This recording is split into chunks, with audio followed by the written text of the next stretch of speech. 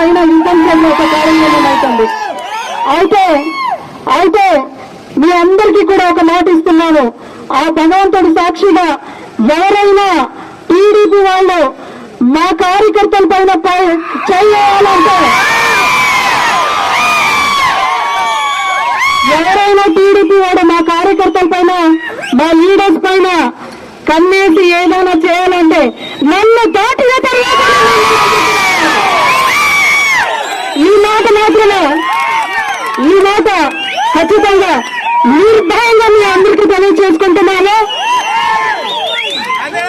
యుద్ధానికి సమర శంకరం అయితే మోగిస్తూ ఈరోజు అందరూ కూడా మార్చిలో జరగబోయే యుద్ధానికి అందరూ కూడా కలిసికట్టుగా యుద్ధం చేస్తాం.